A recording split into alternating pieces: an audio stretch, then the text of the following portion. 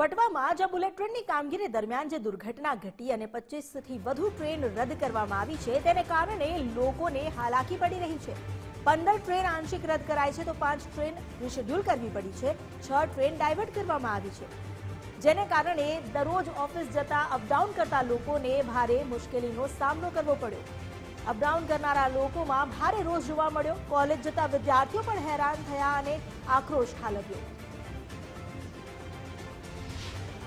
Bullet ટ્રેનની કામગીરી દરમિયાન જે દુર્ઘટના સર્જાઈ હતી તેના કારણે સૌથી મોટી અસર હાલ અમદાવાદથી બોમ્બે જતી તમામ ટ્રેનો ઉપર જોવા મળી રહી છે। ટ્રેન વ્યવહાર થોડાક સમય માટે ખોરવાયો હોય તેવું સામે આવી રહ્યું છે, કારણ કે અમદાવાદ, વડોદરા, મુંબઈ વચ્ચે દોડતી 25 જેટલી જે ટ્રેનો છે તે ટ્રેનો રદ થઈ છે અને 11 જેટલી ટ્રેનોના રીશેડ્યુલ જે છે તે ડાયવર્ટ કરવામાં આવ્યા છે, જેના કારણે મોટી સંખ્યામાં જે મુસાફરો છે તેમને અસર થઈ છે, કારણ કે તમામ જે મુસાફરો છે કે જેમને બોમ્બે તરફ જવું હોય તો તેઓ પોતાનો સામાન લઈને આવી પહોંચ્યા છે, પરંતુ ક્યાંક ને ક્યાંક તેમને જાણ પણ નથી કે આ પ્રકારે જે ટ્રેનો છે તે ટ્રેનો કેન્સલ કરવામાં આવી છે। આપણે કેટલાક લોકો સાથે વાતચીત કરવાનો પ્રયત્ન કરીશું। આપનું નામ?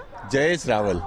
જયેશભાઈ, શું કહેશો, કેટલી અસર આ જે ટ્રેન રદ થઈ છે, કેટલા વાગ્યાથી બેઠા છો? સવારે 7 વાગ્યાનો સમય હતો ટ્રેનનો, અમે લગભગ 6:30 વાગ્યાના આવી ગયા છીએ। અત્યારે લગભગ 11:30 થવા આવ્યા, હજુ સુધી કાંઈ પ્રગતિ થઈ નથી, પરંતુ એપ દ્વારા જાણવા મળ્યું કે રસ્તામાં આ રીતે કંઈ એક્સિડન્ટ થયો છે, તેને લીધે બધી તમામ ટ્રેનો ચોકઅપ થઈ ગઈ છે। એટલે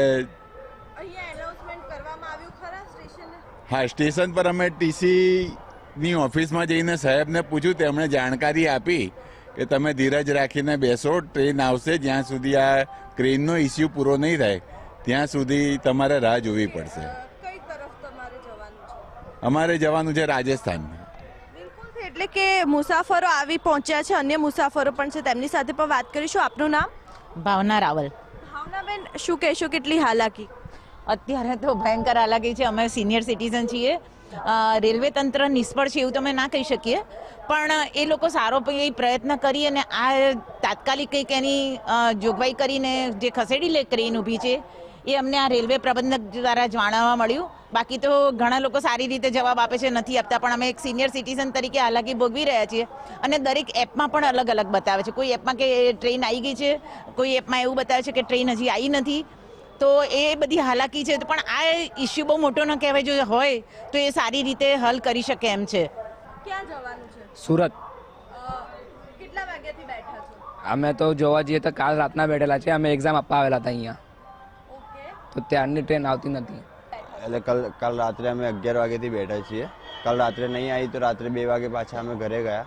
અહીંયા મારું ઘર છે, આ મારા અહીંયા આવ્યા છે, રિલેટિવ છે, અને રાત્રે 2 વાગ્યા સુધી બેઠા, ટ્રેન નહીં આવી। અત્યારે સવારની ટ્રેન હતી, અત્યારે સવારે 8 વાગ્યાના બેઠા છીએ, હજુ સુધી ટ્રેન નહીં આવી। હવે તો ટેન્શન તો બહુ છે એમ, કેમ કે સુરતમાં કામ છે, કામ ધંધાનું તે પણ થોડું પ્રોબ્લેમ છે। જ્યાં જાઉં છું તે કોલેજનું બધું એમ સિસ્ટમ ખોરવાઈ ગયું છે। समस्या तो बहुत हो रही है यहाँ पे, काफ़ी टाइम से मैं वेट कर रहा हूँ। रात को दुर्घटना हो गई थी, पता तो चल गया था, बट मेरे को पता नहीं था कि ट्रेन अभी डाइवर्ट होके आ रही है इधर उधर से, लेट हो रहा है, काफ़ी टाइम से बैठा हूँ। થોડાક સમય માટે જે સિસ્ટમ છે તે સિસ્ટમ ખોરવાઈ છે અને તમામ લોકોને હાલાકી પડી રહી છે।